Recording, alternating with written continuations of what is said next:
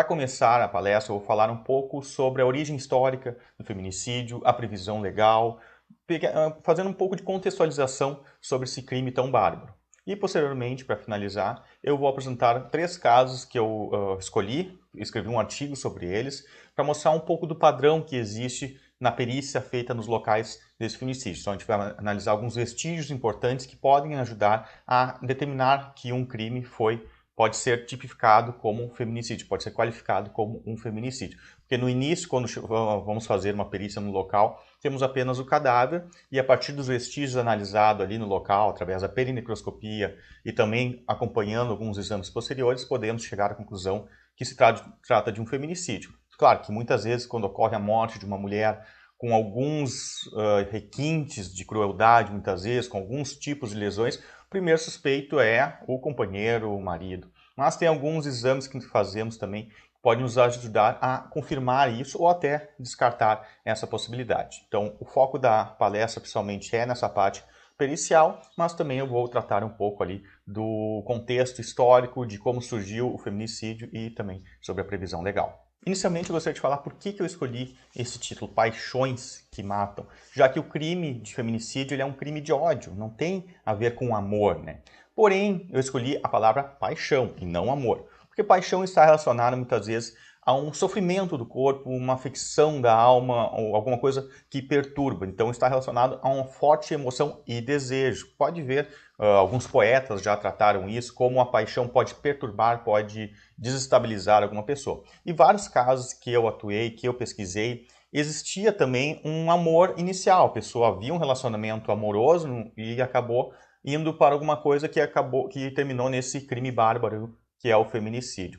Então, também temos que lembrar que nós somos seres humanos e somos permeados por vários sentimentos no mesmo momento. Não somos um vilão aí de novela que é regido somente por um sentimento, somente o cara é somente bom ou é somente ruim. Tem até um filme interessante chamado Crash, que ele aborda esses personagens que, como o mesmo personagem, ele pode ser bom e ruim ao mesmo tempo. Então eu creio que eu parti dessa concepção aí, dessa complexidade da condição humana para determinar que o título seria esse, Paixões que Matam, porque realmente está relacionado a um pouco de paixão, que pode ser um sentimento ruim, pode ser uma coisa que afeta, que desestabiliza, que perturba a pessoa, que acabou culminando nesse feminicídio. Mas não há como negar que em certos casos, em alguns casos, houve anteriormente, antes da paixão, ou até mesmo da paixão, um amor que criou um relacionamento. Cara, outros casos aí a gente vê que há muito ódio, há muito mais ódio, há muito mais agressão do que qualquer coisa relacionada ao amor. Mas não são todos os casos iguais. Claro que tem alguns padrões de comportamento que a gente consegue identificar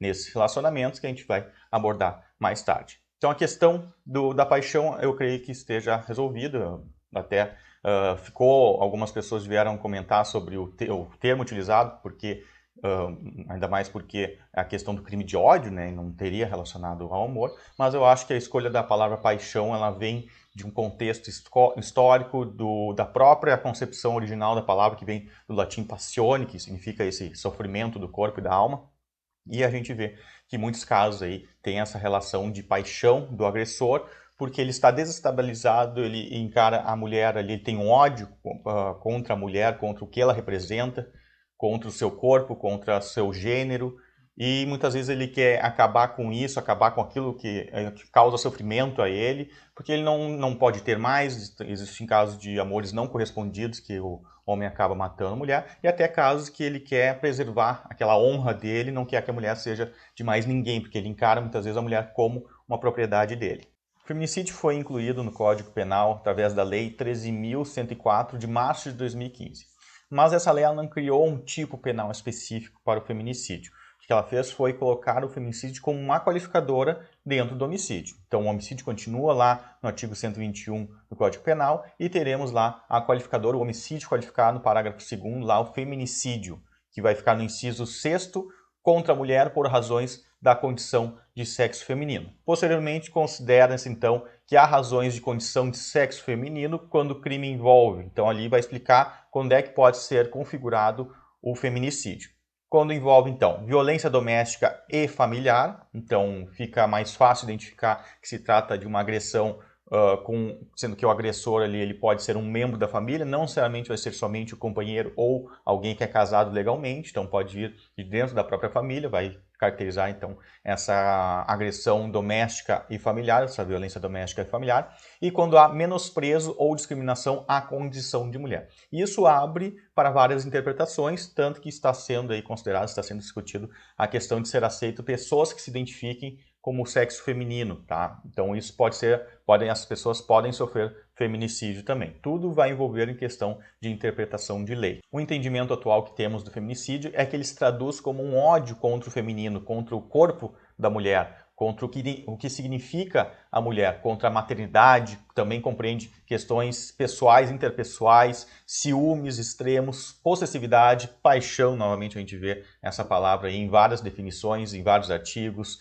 litígios e questões de honra, a gente vai ver que muitas pessoas querem lavar a honra com sangue, como tem esse termo aí que muitas vezes utilizam, por causa de toda uma criação, todo um conceito extremamente antiquado que muitas pessoas ainda são regidas por ele. E muitas vezes a gente vê a questão da violência sexual associada a todas essas agressões. Também é preciso frisar que não só agressões físicas fazem parte ali daquele relacionamento que pode chegar até o feminicídio. Temos aqui aquelas agressões psicológicas e morais também que vão estar caracterizando ali uma violência contra a mulher. Inicialmente se utilizava a expressão femicídio, no inglês veio a expressão femicide, que originou lá com Diana Russell, que primeiro citou esse termo aí em 1976, mas não teve muita repercussão, esse termo não começou a ser utilizado muito. Tá? E na década de 90, então, a Diana Russell, aprimorou um pouco o significado e hoje se utiliza tanto feminicídio como femicídio para se referir a questões de crimes contra mulheres baseada na questão do gênero.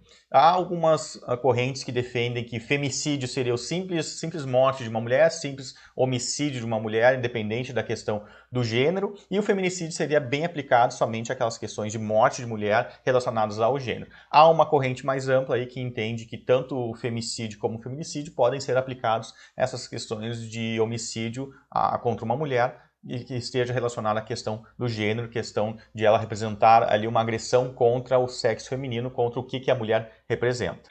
O termo femicídio ele ganhou mais amplitude, ganhou mais repercussão em 2003, quando uma deputada chamada Lagarde, do México, criou uma comissão especial de feminicídio para investigar os crimes contra mulheres na cidade de Juarez, no México. Esse é um caso bem famoso, onde várias mulheres, e até hoje há um grande crime contra as mulheres, ainda muitas mulheres são mortas nessa cidade, que começou lá antigamente, quando várias pessoas perderam seus empregos e as mulheres começaram a ser contratadas porque era considerada mão de obra dócil e barata. Então as mulheres começaram realmente a crescer um pouco mais economicamente e houve uma certa consternação, foi direcionado um ódio contra essas mulheres porque consideravam que elas eram as responsáveis por vários homens terem perdido o emprego. Então teve vários casos de homicídio, assassinatos, e todos esses casos de feminicídio era bem característico a questão do feminicídio. Havia violência sexual, havia mutilações, foram crimes bárbaros, assim, que chocou a sociedade na época e até hoje ainda tem grande repercussão. Então esse termo feminicídio foi utilizado pela primeira vez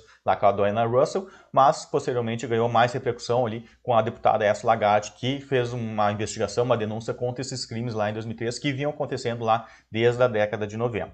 A magnitude da agressão contra as mulheres varia muito em países em que prevalece essa cultura masculina e ela é menor em culturas que buscam soluções igualitárias para essas mulheres, tá? que respeitem mais essas diferenças de gêneros. Apesar de a violência familiar ser descrita desde a antiguidade, há pouco mais de 30 anos é que o tema vem sendo discutido sistematicamente por pesquisadores e autoridades que estão ligando esse problema à segurança pública. Porém, no meu entendimento, eu vejo que isso não é um problema de segurança pública. Ele é muito mais além. Quando chega na esfera da segurança pública, questão do feminicídio é porque o problema já não há mais solução e realmente acabou em tragédia. O que vai se buscar durante a segurança pública, ali dentro da segurança pública, é a punição a esses agressores. E, posteriormente, no sistema prisional, a questão dele cumprir a sua pena e tentar ressocializar essa pessoa, mostrar que como ela pode ser diferente, né? O que eu acho que é uma certa falácia ultimamente, que a gente sabe que o sistema prisional ultimamente não faz isso, não ressocializa ninguém e também não retira essa pessoa do seio da sociedade, porque ela continua se comunicando através dos celulares. Mas isso é um assunto para outro momento. certo? Então, o que eu entendo é que não é um problema de segurança pública. A segurança pública vai agir quando o problema já está feito ali, já houve uma morte, já houve uma perda de uma vida. O problema do feminicídio é muito mais aprofundado, muito mais profundo. Ele está relacionado à questão de saúde pública, questão de educação, questão de instrução, questão de condições dignas de viver. Por quê? Nós temos aí, não só no Brasil, uma extensa tradição aí dessa questão do patriarcado, de o homem ser o chefe da família, o homem ter direitos sobre as mulheres, como antigamente já havia, que a mulher era considerada até uma posse do homem e até intrinsecamente muitas pessoas ainda acham isso, muitos homens acham isso e muitas mulheres acham isso também.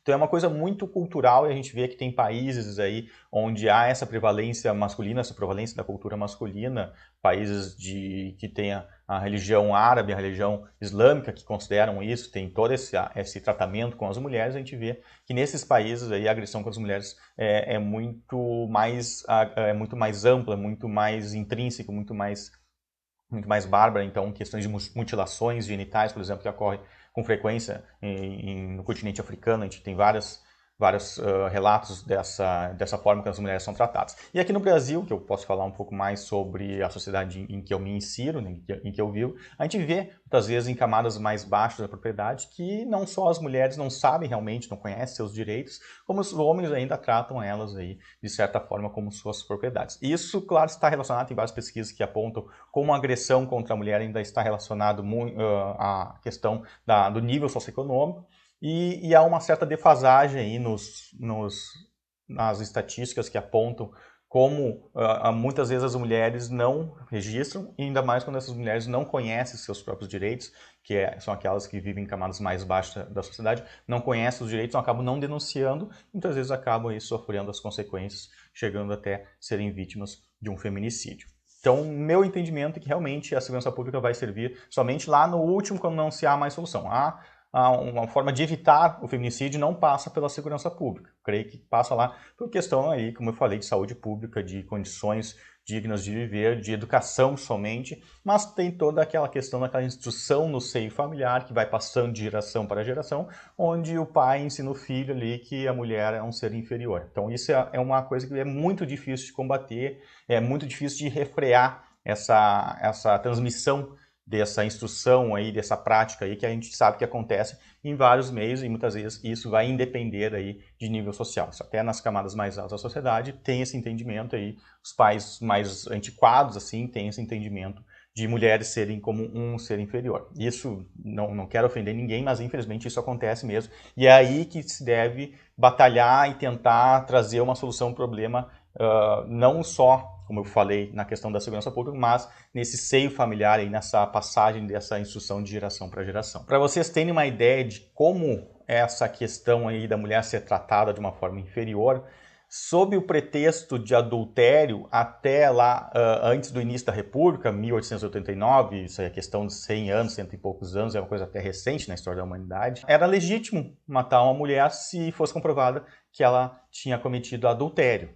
Então, a pessoa ali o homem podia ser até inocentado se comprovasse isso. O contrário, se o homem cometesse adultério, não era visto com maus olhos, era considerado um concubinato. Então, não era nem crime e nem passível de ser morto por isso. Então, tu vê a diferença no tratamento que existia e muitas vezes hoje a gente vê que na própria sociedade ainda tem um pouco disso. Ainda em questão de poucos anos atrás, quando o homem matava uma mulher porque a mulher havia traído, mesmo que não tenha uma previsão legal, jurídica disso, a sociedade ainda encarava aquilo ali como um modo de lavar a honra, mas ele poderia ter matado, ele poderia ter feito aquilo porque ele tinha virado corno, isso aí é um absurdo, ele não merece. Mas se o oposto acontecesse do homem o homem ser morto por uma mulher porque o homem havia traído, o cara era visto como garanhão. Ah, mas o cara é garanhão, o cara é pegador aí, é um comportamento que a gente entende. Isso é um absurdo, a gente não consegue, não tem como entender isso assim de uma forma normal. E isso era encarado como forma normal até poucos anos atrás. E tem gente que hoje ainda encara isso de certa forma. É só tu pegar e ver assim, quando o cara é pegador, o cara é bonzão, o cara é garanhão, o cara é galo. Todos os adjetivos ali que falam pro cara que pega várias mulheres, que eu acho horrível o termo pegar mulher, São objetivos ali que são bons. Agora a mulher, quando ela pega vários homens, ela é galinha, ela é puta, ela é vaca, não sei o quê. Então tu vê que isso está muito ainda intrínseco na gente, ainda na nossa sociedade. Isso é bem complicado de conseguir batalhar e mudar isso. E começa por aí, a questão do feminicídio vai começar por aí, desse tratamento desigual que as mulheres recebem, seja no próprio seio familiar da própria família que vai enxergar ela como um ser inferior, a própria familiar, o próprio pai, às vezes, os irmãos, vão enxergar elas como as mulheres como seres inferiores. Isso vai passando de geração para geração. E então a gente viu aí que tinha no próprio ordenamento jurídico brasileiro que havia ali uma desculpa para que a mulher que cometesse adultério, que ela fosse morta legalmente, e o homem cometesse adultério, ele fosse inocentado. Então, é complicado trabalhar isso, a gente vê que isso reflete muito aí na nossa sociedade, é muito triste ainda ver isso, que pessoas ainda pensam dessa forma. E só para deixar claro, a palavra concubinato, às vezes as pessoas não conhecem exatamente a origem do termo, ela vem da expressão comunhão de leito. E era assim que eram chamadas uniões que não eram formadas pelo casamento e não possuíam aprovação legal. Então eram pessoas que viviam tipo uma união estável hoje, que não seja reconhecida, ela podia ser considerada como um concubinato. Não é questão de amante, então muitas vezes a pessoa pensa em concubinato e vai relacionar a questão de amante. Não, concubinato era essa questão aí, na concepção original da palavra, eram pessoas que viviam juntas, mas não tinham reconhecimento legal. Então isso aconteceu muito quando não era possível, não existia divórcio, não existia a separação legal, as pessoas desmanchavam o casamento de fato e acabavam se casando de fato sem ser de direito com outras pessoas. Então viviam num regime de concubinato. Muitos autores que tratam da questão da violência doméstica buscam relacioná-la com as condições socioeconômicas dos protagonistas, defendendo a ideia de que a desigualdade social aliada à segregação urbana constitui causa estrutural à exclusão social e, consequentemente, induz a utilização da violência como estratégia de sobrevivência. Porém, não se pode afirmar que a pobreza é uma causa exclusiva da violência. Devemos sempre analisar e ponderar cuidadosamente, porque é arriscado tratar desse assunto como senso comum, de que somente há violência contra a mulher nessas camadas mais baixas. Muitas vezes a associação é decorrente do desenvolvimento do capitalismo nas sociedades ocidentais modernas, que a classe menos favorecida passam a ser consideradas perigosas. Então há uma constatação de que ocorre mais crime nas camadas mais baixas da sociedade, porém isso não é exclusivo, não ocorre somente lá. Há crimes de violência contra a mulher e feminicídio em diversas camadas da sociedade, independente do nível socioeconômico. E isso é uma questão que eu havia comentado anteriormente, que há um baixo percentual de registro de mulheres que são semi-alfabetizadas ou analfabetas nas delegacias aí relatando crimes contra elas, violência contra elas, justamente porque elas não conhecem aí os seus direitos. Então não quer dizer que não haja, como há um baixo registro dessas mulheres nas delegacias, não quer dizer que não haja violência nesse setor mais baixo da sociedade, pessoas menos alfabetizadas. O que é um indicativo de que há uma falta de instrução, há mais dificuldades para procurar assistência, ou talvez elas nem saibam dos seus direitos como cidadãs. Outro dado interessante é que um estudo realizado em 2006 revelou que 47% das mulheres que sofriam agressão, elas consideravam que isso era responsabilidade do parceiro. Tá? Porém, a gente viu que 37% dessas mulheres elas se consideravam responsáveis pela violência e 15% acreditavam ser responsabilidade de ambos, tanto do agressor como da vítima. Então ela se colocava ali não só como vítima, ela se colocava também como ela causou ali e ela, de certa forma, merecia aquela agressão.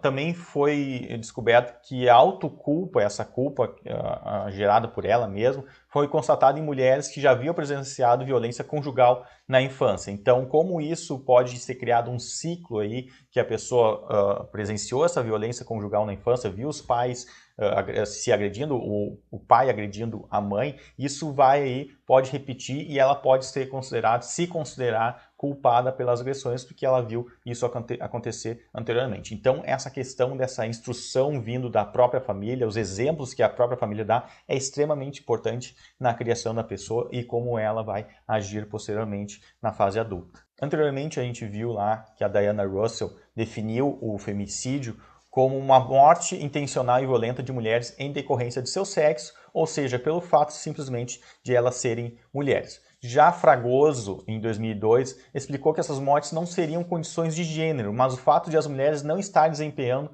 seu papel de gênero adequadamente. Então há essa outra interpretação que eu achei interessante trazer para vocês, aí que as mulheres, às vezes, em caso alguns homens esperam um certo comportamento da mulher e quando vê que ela não corresponde a esse comportamento, não age da forma como ele espera, então aí ocorre esse crime. Então é bem interessante ter em mente todas essas definições aí, justamente para quando chegar lá na questão da análise do local do crime, saber diferenciar tudo, que pode ser bem amplo essa questão de por que ocorreu o feminicídio. Uma característica extremamente importante no feminicídio, que eu já havia citado anteriormente, e vou citar novamente para reforçar, é que não é um evento isolado na vida de certas mulheres. Em maior parte dos casos a gente vê que é um progresso assim, de agressões ali que vão muitas vezes culminar no feminicídio. E muitas vezes está ligado àquela ação que a mulher tem de abandonar o homem que estava agredindo ela, e ali o homem, para lavar a honra, que é umas coisas absurdas que a gente ainda vê, vai lá e mata a mulher, vai lavar a honra com sangue. Então a gente vê que isso não é um fato isolado, a mulher já havia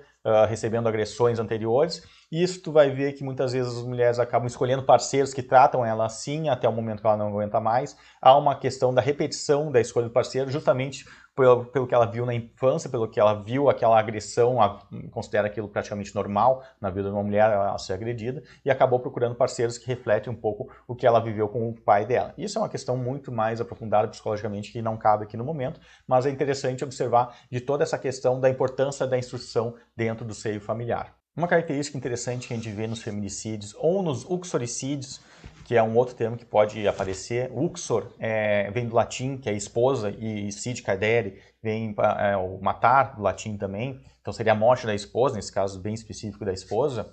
É a questão da tortura agressão aos órgãos genitais, como muitas vezes casos de mutilação, e estupro antes do assassinato. Então isso é bem frequente, pode acontecer em vários casos de feminicídio ou suicídio, e a vítima é vista como uma instigadora do seu próprio homicídio, por motivos relacionados à sua sexualidade, por causa das roupas que está vestindo, por exemplo, por causa da maquiagem utilizada. Então, muitas vezes, tem vários estudos, tem várias exposições, tem uma exposição recentemente que eu vi, que mostrava as roupas que as mulheres utilizavam antes de serem estupradas. Então, mostra ali, às vezes, tinha roupas infantis, então não é uma questão de culpa da mulher, é a questão da pessoa que é doente, que comete um ato contra uma pessoa, um estupro, uma agressão contra a mulher, por causa da roupa que ela está vestindo, por causa da maquiagem. Então, é extremamente complicado isso, mas a gente vê que é um fator que é bem importante, que aparece com frequência, muitas vezes em discussões que acabam culminando num feminicídio. E quando se fala em dados, é interessante observar que em países como Austrália, Canadá, Estados Unidos, Israel e África do Sul, a violência sofrida por mulheres nas mãos de seus companheiros, esposos, noivos ou ex-parceiros constitui a principal causa de morte de mulheres jovens nesses países citados. Em torno de 40% a 70% das mortes de mulheres foram protagonizadas aí, que teve como agressor os seus companheiros ou ex-companheiros. E falando um pouco mais sobre a questão da prevenção do feminicídio, sabe-se que para cada mulher que sobrevive a uma agressão, uma violência protagonizada por um homem, existem milhares que não fazem nenhum registro por medo do agressor, por ter uma dependência financeira do agressor, por ter vergonha da sociedade e muitas vezes por não acreditar que o sistema governamental vá proteger ela, seja o sistema policial, o sistema judiciário, vá realmente proteger ela. E, infelizmente, isso é uma realidade. A gente vê várias pessoas que foram vítimas de feminicídio que elas tinham ordens de restrição aí contra seus agressores, e mesmo assim isso não impediu eles de cometerem o ato. Então, a gente vai ver depois ali na questão dos exemplos que eu peguei, do estudo que eu fiz em 3 casos, como as mulheres haviam procurado ajuda, os agressores muitas vezes haviam já sido punidos, haviam cumprido pena, e ainda assim eles foram lá e através de uma doença mental, possivelmente, uma sensação ali de querer cumprir, de querer se vingar, eles acabavam cometendo o feminicídio, acabavam cometendo esse crime contra as mulheres. Então, muitas vezes, não há esse registro, não há uma procura de ajuda, por falta aí de crença de que isso vai ajudar. Então, imagina o desespero de uma mulher que não tem a quem recorrer e sabe que quando vai recorrer a uma ajuda do Estado, não vai ser protegida realmente. Outro fator interessante aí que pode contribuir para a prevenção do feminicídio e de violência contra a mulher é ampliar um pouco a rede de atendimento às mulheres e questionar, às vezes, mulheres que chegam para tratar algumas lesões nas salas de emergência e ela muitas vezes não é entrevistada a pessoa de forma correta a ponto de descobrir que aquilo que ela está alegando não é verdade, que ela chega dizendo que caiu de uma escada, que bateu numa porta e na verdade eram agressões por parte do companheiro. Muitas vezes não é verificado isso a fundo. Então, mulheres muitas vezes que são tratadas com dores crônicas, com ansiedade, depressão, e nunca em nenhum momento ali se chega até mesmo perguntar se a causa daquilo ali seja uma agressão dentro do seio familiar. Falando um pouco mais sobre essa evolução desse comportamento que vai chegar em um feminicídio, a evolução desse relacionamento que vai chegar em um feminicídio, sabe-se que esses atos não são atos impulsivos, isolados de pessoas pacíficas e quase nunca é de homens com doenças mentais. Então a gente sabe que tem essa relação aí, pelo menos não foram diagnosticados com doenças mentais. Então sabe-se que são homicídios intencionais, com ou sem premeditação em geral, e o resultado do aumento da agressividade externalizada contra suas mulheres. O ato homicida revela que há uma acusação anterior de animosidade, então pode ver que há realmente uma crescente aí nessa relação, que há uma tensão que vai aumentando à medida que vai se mantendo esse relacionamento. E esse fenômeno aí dessa violência causada por um parceiro íntimo, ele tem uma natureza multicausal, então muitas vezes ele não é tão simples compreender como a questão ali de não ter somente um sentimento envolvido, ser um crime de ódio, ser um crime de amor, ser um crime de paixão. É uma confusão de sentimentos, muitas vezes, que isso vai levar ao ato final. Diferentes teorias são analisadas sob vários pontos de vista, de acordo com diferentes cenários em que as mulheres são valorizadas, a gravidade e a intensidade dos abusos. Tem autores que descrevem que é um fenômeno macroestrutural, interpessoal e intrapessoal. Outros autores defendem que a violência compreende-se de dois tipos, a violência agressão e a violência castigo, a violência como punição. Então há tipo como uma violência gratuita, muitas vezes tenta essa violência de agressão que ela vai satisfazer um desejo do próprio agressor, que ele tem necessidade de agredir, ele sente prazer em agredir, e tem aquela violência que é considerada como um castigo, uma punição, pela mulher ter feito alguma coisa que tenha desagradado o marido. Então esse ciclo aí de violência ele pode ser até identificado em algumas fases. Por exemplo, a fase de acumulação de tensão, onde vai se criando a tensão, a explosão, onde ocorre realmente a agressão. Depois temos o arrependimento e a reconciliação, que muitas vezes é considerado como uma fase de lua de mel, onde o homem pede desculpas, dá flores ali, a mulher perdoa, mas mal sabe ela que esse ciclo vai se repetir, vai acumular tensão novamente, vai ter explosão, vai ter agressão, vai ter arrependimento e a reconciliação depois, um ciclo aí que pode muitas vezes terminar na morte da mulher. Alguns autores consideram que os feminicídios podem ser categorizados em dois tipos: o feminicídio íntimo ou o feminicídio no âmbito público. O feminicídio íntimo é aquele clássico lá que vem de tudo isso que eu já comentei, daquela progressão do relacionamento, acúmulo de tensão, explosão, que acaba culminando na morte da companheira, da esposa, da ex-companheira. E temos o feminicídio do âmbito público, onde o homicídio causado por um estranho, ou assassinato de uma prostituta por um cliente, ou morte de mulheres em conflitos. Um dos primeiros casos que eu atuei, na época que eu era técnico em perícias, foi justamente isso. Um homem matou uma mulher no ônibus e depois cometeu suicídio. A gente vai tratar um pouco da questão do feminicídio seguido de suicídio posteriormente. Então, ele era uma pessoa que tinha certas pretensões com aquela mulher, mas ele nunca havia feito nenhuma investida. Ele se achava, talvez, que não ia conseguir nada com ela, e mesmo assim ele foi lá e matou ela, antes mesmo sem tentar. Parece que ela era casada também, talvez ele soubesse que ela era casada, ele não ia conseguir nada com ela, mas resolveu da pior forma possível, que é cometendo aí o feminicídio e morrendo depois, certo? E temos também casos aí, então, de clientes que matam as prostitutas, porque acham que elas não valem nada, são pessoas inferiores, estão a serviço deles, independente das vontades dela, e muitas vezes que elas não correspondem ao que eles esperam, podem acabar matando. E há esses casos de mortes de mulheres em conflito. E um exemplo bem interessante ocorreu no chamado Massacre da Escola Politécnica da Universidade de Montreal, em dezembro de 1986, quando 14 mulheres jovens foram assassinadas e outras 13 pessoas. 9 mulheres e 4 homens ficaram feridos. Tá? O autor dos crimes era um jovem de 25 anos que não havia conseguido concluir sua matrícula para a escola, olha que coisa bizarra, e depois ele matou, depois de cometer todos esses crimes, ele cometeu suicídio. Na carta que ele deixou, no bilhete de suicídio dele, o Marc Lepine, que é o nome dele, afirmou que as mulheres morreram porque estavam cada vez mais ocupando lugares dos homens. Olha que coisa bizarra. Então ele acabou culpando as mulheres, matando mulheres, porque elas estavam ocupando os lugares dos homens, como se elas devessem manter-se nos seus lugares. Não, existem lugares de homens e lugares de mulheres. Começa por aí a doença. Um exemplo triste que nós temos aqui no Brasil foi o massacre de Realengo, ocorrido em 7 de abril de 2011, onde o Wellington Menezes de Oliveira, de 23 anos, invadiu uma escola com 2 revólveres e começou a disparar contra os alunos. Então, as crianças lá de entre 12, 13, 14, 15 anos, 12 foram mortas, e dessas 12, 10 eram mulheres. Não sabe exatamente qual a motivação dele, mas especula-se muito que ele tenha sofrido bullying na infância e ele usou esse massacre para se vingar. E também chama atenção que a maioria era mulher, e dizem, há algumas teorias, que ele tinha escolhido os alvos como mulheres justamente para se vingar delas, porque ele não havia nenhum sucesso amoroso quando era mais jovem e recentemente também não. Então há essa teoria aí de que possa ter sido aí um crime de feminicídio justamente por serem mulheres, ele ter escolhido esses alvos que eram mulheres para tentar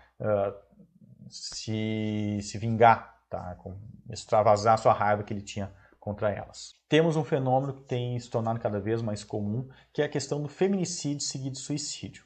Esse fenômeno ele é difícil de ser estudado porque os dados estatísticos no Brasil eles consideram como crimes, como fatos separados. Então temos o homicídio e posteriormente o suicídio, e muitas vezes eles não estão ligados ali nas estatísticas para podermos fazer uma avaliação. Mas é bem comum, tem acontecido bastante, o fato do homem matar a esposa, matar a companheira ou ex-companheiro e cometer suicídio depois. A maioria dos casos de feminicídio seguido de suicídio ocorrem no ambiente doméstico, então dentro da própria casa. Eu já atuei em alguns casos desses e também já atuei em casos de familicídio, onde o homem mata não só a esposa, mas também mata os familiares, mata os filhos, comete suicídio depois, e tivemos casos aí que ele não cometeu suicídio. A maior parte desses casos de feminicídio seguido de suicídio consumados e tentados envolver os atuais parceiros das vítimas, sejam eles companheiros, maridos ou namorados, e estão relacionados com ciúmes e receio de perder a companheira, que esses fatores aí podem ser determinantes para que ocorra esse fato. Período compreendido entre a separação do casal ali e a ocorrência do feminicídio seguido de suicídio é em torno de 12 meses. Então é considerado esse ano aí que ocorre depois da separação um período muito crítico ainda, onde pode ocorrer essa vingança da pessoa, pelo menos relacionada a esses casos de feminicídio seguido de suicídio. Também é interessante que nesses casos também observou-se um estudo protagonizado, eu vou deixar na bibliografia ali todos os artigos que eu utilizei para montar essa palestra. Esse estudo aponta que 82% das mulheres que sofreram esse feminicídio e que os homens cometeram suicídio depois, elas haviam notificado episódios prévios de violência física, sexual ou psicológica, incluindo notificações policiais de violência doméstica contra os próprios agressores. Então isso reforça um pouco daquela incredulidade que as mulheres têm de que o sistema do Estado aí vai proteger elas contra os agressores, e isso acaba criando uma subnotificação, porque sabendo que não vai haver nenhuma proteção, acabam não fazendo nenhum registro. E muitas vezes esse registro aí pode até causar maiores problemas para elas. É importante também, nesses casos de feminicídio, que o autor pode tentar alterar o local para aparecer um outro crime. Porque, como eu comentei anteriormente, quando há a morte de uma mulher, a primeira suspeita recai sobre o companheiro, ex-companheiro, namorado, alguém que tem alguma relação íntima com essa pessoa, certo?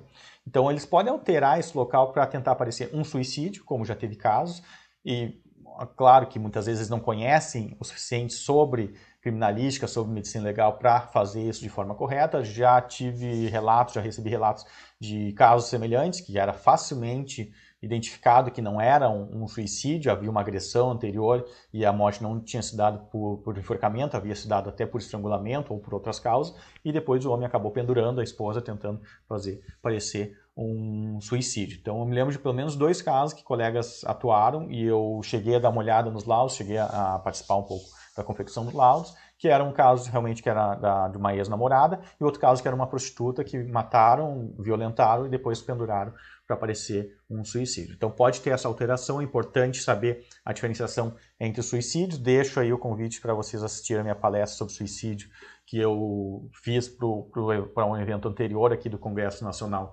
Online do Instituto ESO, que está disponível lá na minha página no Instagram, @perito.criminal, está disponível gratuitamente para quem quiser assistir essa palestra sobre suicídio. E temos também casos que o agressor pode tentar mudar o local do crime de forma que pareça um latrocínio. Então pode acabar roubando alguns objetos, às vezes um objeto pessoal. O tipo de objeto que ele rouba também é importante. A questão de ter arrombamento, a forma como essa pessoa entrou, a forma como essa pessoa saiu. São vários vestígios que devem ser analisados para tentar excluir a questão do latrocínio e tentar qualificar isso como um feminicídio. Então essa alteração aí no local para tentar aparecer outro crime é bem comum. Claro que depois a gente vai ver alguns vestígios interessantes que a gente vai ver nesses 3 casos que eu separei, que podem auxiliar aí a diferenciar de um feminicídio, de um latrocínio ou de um suicídio. Eu separei 3 casos aqui de mulheres vítimas de feminicídio que eu achei importantes porque havia alguns pontos em comum que são também bem importantes, que aparecem em diversos outros casos. Certo? Primeiro caso, histórico policial da vítima apresenta diversos registros de ameaça. O primeiro registro tem como agressor o pai dos filhos e se deu no momento em que a vítima foi cobrar a pensão alimentícia dos filhos, o que sugere que já havia ocorrido uma separação. O agressor apresenta a ficha policial com vários registros de envolvimento em brigas, figurando ora como vítima, ora como autor de ocorrências de ameaça e agressão. Então, você pode ver aí que o autor ele já tem esse histórico aí de ser uma pessoa agressiva justamente pelas ocorrências policiais, fora aquela subnotificação de outros fatos que acabam não tendo um registro policial. Na ficha policial da vítima, foram registradas 5 ocorrências de ameaça contra o novo companheiro. Então já havia um novo companheiro que também já havia cometido um crime de ameaça, o qual apresentava pelo menos 3 ocorrências registradas de casos de ameaça contra companheiras anteriores. Então essa mulher, ela já havia se separado de uma pessoa abusiva e acabou começando um relacionamento com outra pessoa abusiva. Isso é infelizmente comum, acontece.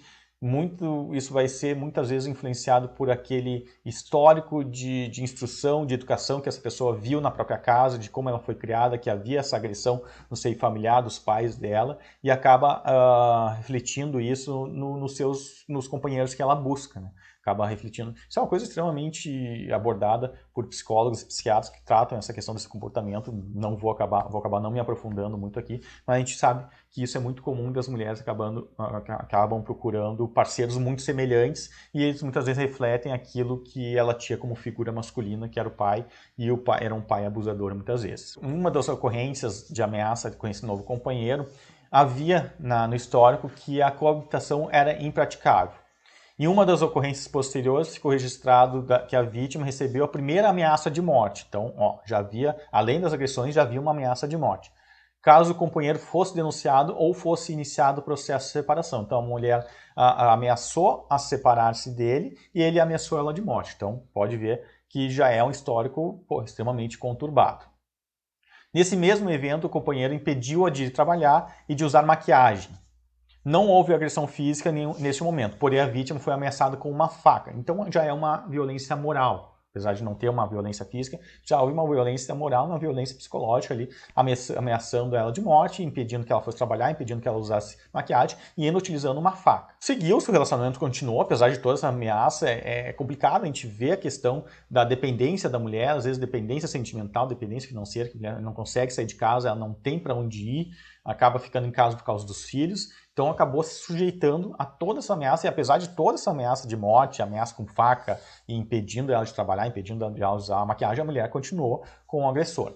Então vocês podem ver como é uma coisa crescente, que não é um fato isolado. No boletim policial, a referência é uma filha de 3 anos e que houve uma determinação judicial de afastamento do agressor da residência, certo? Anos mais tarde, novamente uma ocorrência de ameaça. A vítima fez referência que está separada do agressor há quase 1 ano. Ficou registrado na ocorrência a frase: ele disse que não poderia viver sem a comunicante, que se a comunicante não fosse dele, não seria de ninguém. Isso é extremamente comum, é extremamente triste saber que homens pensam dessa forma. Infelizmente, é um dos grandes motivos, os maiores motivos aí da causa de feminicídio. A desculpa que eles dão é que se ela não pode ser minha, ela não vai ser de mais ninguém. Posteriormente, consta o registro de um incêndio criminoso cujo suspeito é o agressor. A vítima não estava em casa no momento que iniciou o fogo. Então a gente vai ver que o uso de fogo ali para queimar, para destruir as coisas da vítima, isso é infelizmente de certa forma comum. Acontece muitas vezes dos agressores colocarem fogos para tentar destruir os bens, as coisas que a vítima tem. Posteriormente, a última ocorrência de ameaça constava a frase: vai matá-la, a vítima dizendo que o agressor vai matá-la e vai se matar logo após. Então, olha como vai crescendo, vai se tornando bem reincidente aí essas ameaças. Na ocorrência que consta a vítima, foi cientificada de que denúncia caluniosa é crime. Então, o policial fez questão ali de deixar claro que se ela estivesse mentindo ali, que ela poderia estar inventando tudo aquilo, ela seria incriminada por isso. Então, pode ver que muitas vezes o tratamento ali, nesses casos aí, às vezes pode prejudicar a vítima, pode atrapalhar ela. E a gente sabe que, infelizmente, isso acontece bastante. Análise do local. Então, no ano dessa última ocorrência, recebemos ali a solicitação de fazer o exame no local onde havia o corpo de uma mulher. O perito compareceu no local, confirmou a identidade dela, cujo cadáver estava naquele local. Segundo informações coletadas durante o exame, a vítima teria sido abordada pelo agressor, naquele local mesmo, onde teria sido agredido com tiros de arma de fogo. Em ato contínuo, o agressor teria atentado contra a própria vítima, conforme ele havia prometido anteriormente. Jazendo ambos no local até o momento que os policiais militares constataram que o agressor ainda se encontrava com vida e foi socorrido. Acabou a vítima falecendo no local e o agressor, posteriormente, mesmo socorrido, acabou falecendo no hospital. Houve uma alteração no local do crime, claro, para essa tentativa de socorro da vítima no local.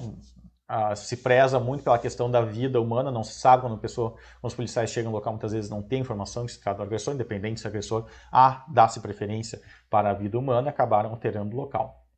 Dessa forma, acabou ficando prejudicado a uma série de vestígios, como coleta de impressões digitais, análise de manchas de sangue, acabaram ficando prejudicadas aí pela atuação para socorro da vítima. Foi constatada a presença de uma lesão produzida por projétil de arma de fogo na região temporal direita.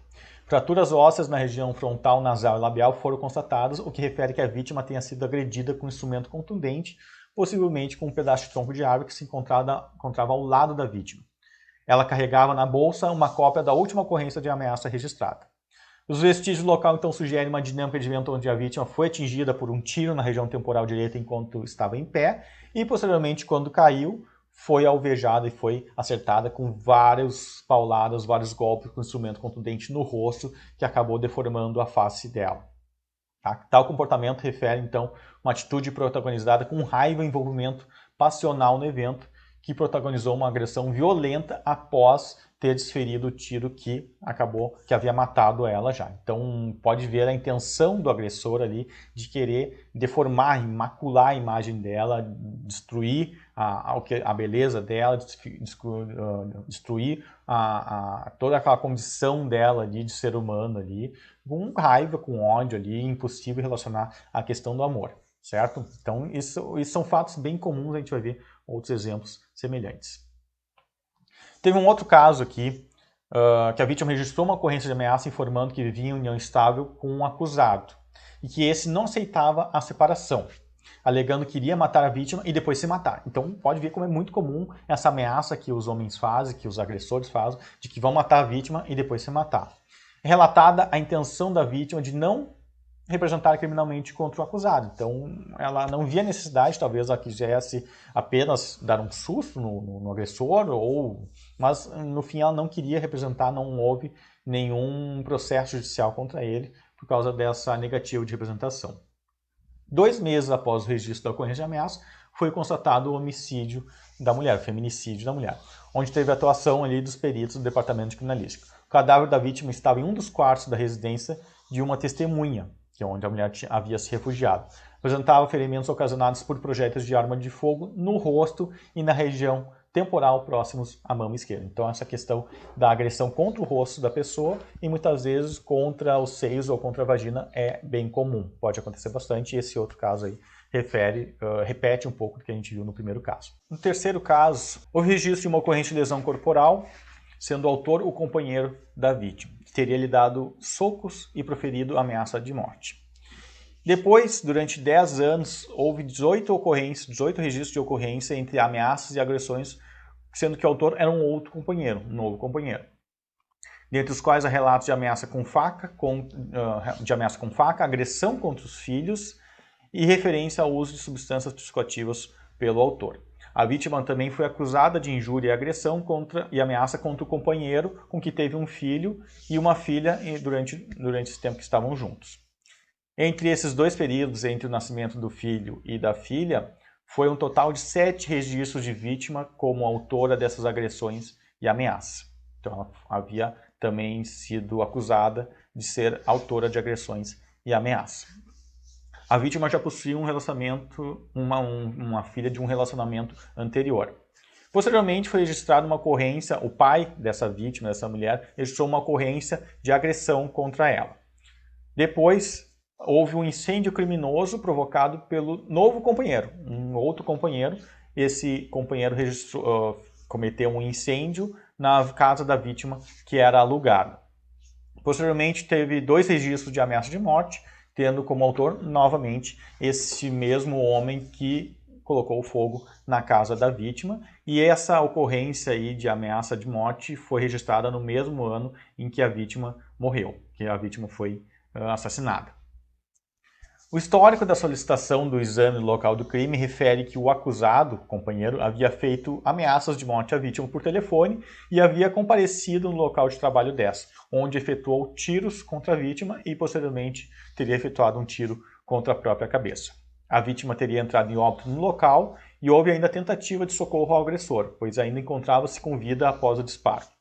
Porém, se acabou falecendo no hospital. A vítima apresentava uma tatuagem curiosa, que era uma citação de Chico Xavier, que dizia: embora ninguém possa voltar atrás e começar tudo de novo, qualquer um pode começar a fazer um novo fim.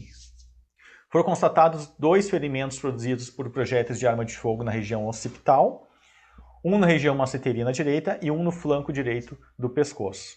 No local havia um revólver com 6 câmaras, onde havia 6 estojos com marca de percussão em suas espoletas, o que indica que foram efetuados 6 tiros no local. 4 acertaram a vítima e um foi disparado pelo agressor contra a sua própria cabeça, nessa questão aí do feminicídio seguido de suicídio. Análise, então, dos fatores comuns nesses casos e algumas conclusões finais. Ficou evidenciado aí no primeiro caso e no terceiro caso um processo cíclico definido por Walker, que há um certo momento de acerto, um entendimento, um acordo entre as partes, provavelmente com promessas de mudança e restabelecimento da relação conjugal, que acaba não se concretizando, pois foram reiterados registros policiais com a mesma temática. Também ficou evidente que nesse caso, grito por socorro nos registros policiais. A vítima, então, tentou buscar o socorro do Estado e não conseguiu. Então, não houve então uma proteção concreta à vítima, que acabou culminando com a morte dessa. Nesses 2 casos, casos 1 e 3, há o acontecimento do suicídio do agressor, realizando de forma premeditada, como ficou evidente no caso 3, onde o companheiro desferiu 5 tiros contra a companheira, acertando 4, e reservou o 6º disparo, o 6º cartucho ali, para si próprio. Há homicídios nos quais o suicídio não estava planejado, vindo depois em consequência do remorso, e há homicídio, seguido de suicídio, como unidade, no qual tanto o homicídio quanto o suicídio são planejados e executados, e ficou bem caracterizado nesse terceiro caso. Outro fator relevante foi o uso de fogo para destruir os pertences da vítima, presente nesses 2 casos, no primeiro e no terceiro. John MacDonald foi um estudioso da sociopatia e psicopatia que observou em seus pacientes mais sádicos uma tríade comportamental: crueldade aos animais na infância, piromania e enurese noturna prolongada. Continua fazendo o xixi na cama, o popular xixi na cama, mesmo depois na fase adulta. Então, isso é a tríade MacDonald, considerada aí como crueldade aos animais na infância. A gente vai ver vários casos de serial killers aí que registravam essa tríade MacDonald. Então, a crueldade aos animais, piromania, que é realmente ter um prazer em ver as coisas pegando fogo, né? E a questão da enurese noturna prolongada. Essa tríade, embora não se destine a prever o comportamento criminal, fornece sinais de alerta de uma criança sob estresse considerável. Como comentei, vários serial killers aí apresentavam essa tríade, foi constatada essa tríade. Uma semelhança comum aos 3 casos foi de que as agressões foram direcionadas ao rosto da vítima, quando foi bem explícito naquele primeiro caso, que depois da morte, utilizando arma de fogo, o agressor ainda pegou um tronco de árvore e agrediu o rosto da vítima. Tem uma pesquisa que foi protagonizada por Lamoglia e Minayo em levantamento de prontuários de 1000 casos de violência registrados em uma delegacia no interior, numa cidade do interior do Rio de Janeiro, que diz que as lesões corporais foram as que tiveram maior registro, identificando o rosto como lugar de preferência para dar socos e causar lesões nessas mulheres. O terceiro caso apresenta uma característica muitas vezes comum nos casos de feminicídio. A agressão contra o feminino, contra o gênero feminino, evidenciado pelas lesões produzidas nas áreas genitais ou região mamária, que pode surgir um fator sexual no evento. Nos 3 casos foi utilizado arma de fogo, embora seja bem comum também o uso de arma branca em casos, especialmente em casos domésticos, onde não há uma premeditação, muitas vezes, provenientes de uma discussão no momento. Nesses casos do uso de arma de fogo, então, pode-se estabelecer uma questão da premeditação do crime ali, onde foi se planejado o uso do revólver, né, no caso, o uso de uma arma de fogo aí, para chegar até buscar a pessoa, ir atrás da pessoa, no caso que as pessoas já estavam separadas, nos casos o agressor foi até onde a vítima trabalhava, né? Então dá para se caracterizar bem a questão da premeditação. Em contraponto à questão do uso da arma branca, que muitas vezes pode ser encontrado em ambientes residenciais, aí, como na cozinha, e pode sugerir uma questão de uma impulsividade não premeditada. Ficou evidente também nos 3 casos que houve, então, registro de ocorrências policiais alegando ameaça. Em um dos casos ali ficou quase caracterizado a incredulidade ali da própria autoridade policial de que ela poderia estar cometendo um crime de calúnia ali, imputando o crime ao agressor, e isso ficou registrado na própria ocorrência policial. Então, pode ver aí como é o abandono, muitas vezes, dessas vítimas. Claro que não dá para negar que existem casos de mulheres que fazem ocorrências falsas contra homens, e muitas vezes acabam prejudicando as pessoas sem ter ocorrido nenhum crime. Tem casos aí de mulheres que registram, fazem comunicações falsas de estupro, claro, mas a gente vê que isso são casos muito poucos frente à violência que a mulher normalmente recebe em casos aí que a gente vai ver que vai culminar em feminicídio. O que a gente vê, então, nesses locais de feminicídio é essa agressão que há contra o rosto da mulher ou contra as partes íntimas, contra a região genital ou a região mamária. As lesões muitas vezes se focam nesses locais. Tem uma colega minha que fala que o comportamento do homem diz assim, tu não vai mais ser bela e tu não vai transar com ninguém. Por isso que ele volta a essas agressões contra essas partes do corpo. Então, isso é uma coisa que a gente pode observar bastante nesse local. Quando há uma intensa agressividade contra o rosto da vítima, no caso de uma mulher, pode se suspeitar principalmente de uma questão de feminicídio. Então, também vai ser analisado ali o comportamento das manchas de sangue local para saber se houve movimentação do cadáver ou não, a ausência de objetos pessoais, se foram retirados do local, que pode também ter sido uma forma de tentar simular que não tenha sido um feminicídio, tenha sido um latrocínio, mas isso tudo ali aliando também, uma coisa que vai ajudar na investigação depois é a questão das ocorrências policiais, se já havia registro de ocorrências policiais anteriores, e como a gente vê nos casos de feminicídio, isso é bem comum de ter essa progressão desse comportamento, e esse ciclo aí que vai crescendo até culminar na morte da vítima. Espero que tenham gostado da palestra. Eu vou deixar à disposição aqui a bibliografia que eu utilizei, tanto o artigo que eu escrevi, como os livros que eu li, os artigos que eu busquei para montar esse material, e espero que ele seja proveitoso para vocês. Então, muito obrigado pela audiência e um abraço a todos e a todas.